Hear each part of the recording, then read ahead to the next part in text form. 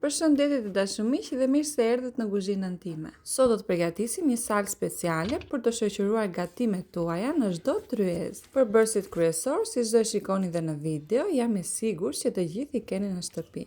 Nëse dhe juve i pëlqeni shijet pikante, jam e sigurt se tani për festa ka për të pëlqyer tepër. Le të vazhdojmë së bashku me përgatitjen. Do na duhen 300 g djath feta ose djathin të dëshirës tuaj.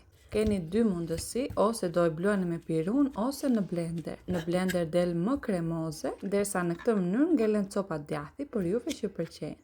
Nëse është djathi fort ai që po përdorni, atëherë është e mirë të përdorni një blender. Në një blender do shtojmë diku te 7-8 luggjelle vaj ulliri, një luggjelle me uthull të dëshirës tuaj, mund të jetë molle ose çfarë të pëlqeni, specë djegëse, turshi ose të freskëta, sipas dëshirës tuaj dhe në varësi se sa pikante doni. Nëse nuk keni asgjë nga të dyja, mund të shtoni dhe specë djegës pluhur. Diku te 10 kokra me ullinj pa far, pak kopër e cila shkon shumë me djathin dhe ullinjt. Un kam shtuar 2 speca turshi, gjithashtu dhe një specë të kuq. Siç ju thash, sipas dëshirës tuaj varet se sa djegës e doni. Do vazhdojmë duke e bluar mirë sajin, sa më mos të ngelen copa të mëdha.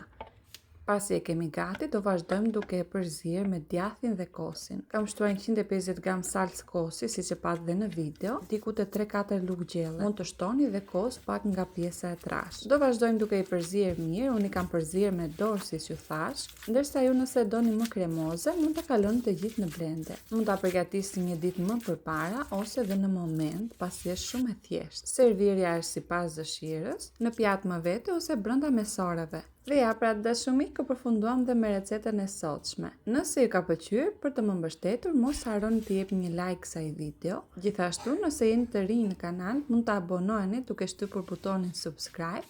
Gjithashtu të aktivizoni dhe zilin për të njoftuar për recetat e reja. Për ata që do e provojnë, punë të mbarë dhe ju bëf të mirë. Gjithë të mirat, bashkë mirë të dëgjofshim në recetën e radhës.